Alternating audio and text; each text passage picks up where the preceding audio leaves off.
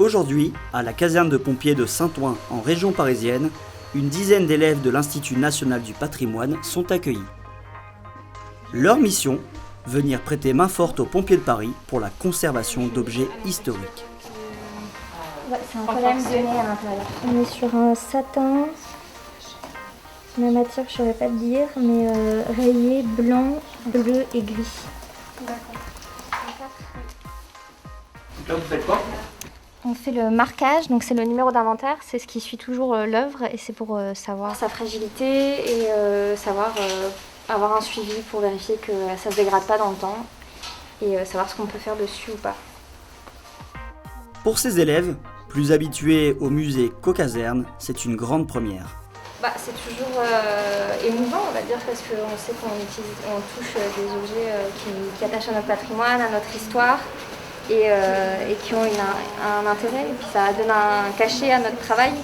Photographie, uniforme, tenue d'intervention, équipement ou tableau, les élèves doivent répertorier, mais surtout restaurer ces vieux objets. Alors je suis en train de dépoussiérer la couche picturale. J'enlève les poussières avec un pinceau de façon très méthodique pour rien oublier aucune zone. Et je permets ainsi de donner un peu plus de lisibilité à l'œuvre, au sujet.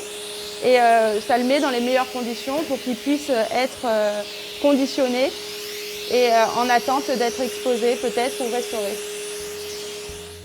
Le temps a eu parfois raison d'objets. Certaines œuvres nécessitent des réparations. Et ici, comme vous pouvez le voir, il y a une petite déchirure. Donc on utilise un pic en bambou pour vérifier tout doucement s'il y a un soulèvement au niveau de la peinture ou si c'est juste le support qui est touché. On va le notifier, on va le mettre dans notre base de données et ensuite cela va être vu par une restauratrice qui va trouver une solution pour stabiliser l'œuvre.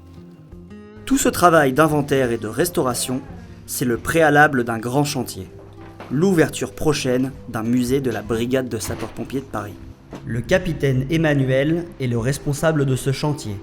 Il est celui qui coordonne la création de ce futur musée.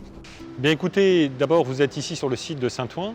Vous êtes sur ce qu'on appelle la bananeraie. Vous avez cette structure métallique qui vient couvrir ici une grande surface sur laquelle nous nous trouvons, qui fait 1000 m². Eh bien c'est déjà un endroit clé du pôle patrimoine puisque c'est là où l'on va exposer une série d'engins et de véhicules de lutte contre l'incendie.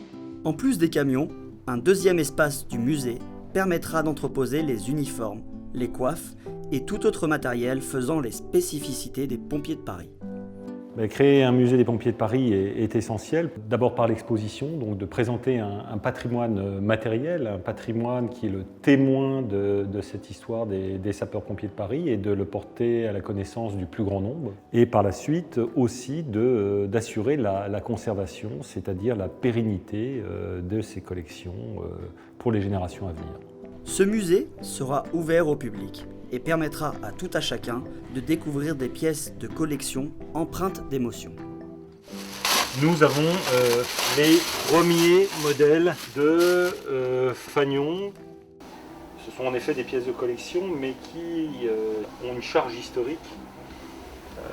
Automatiquement, il y a ce plaisir d'être en contact avec la pièce en tant que telle, et puis aussi ce sentiment, ce ressenti en fait de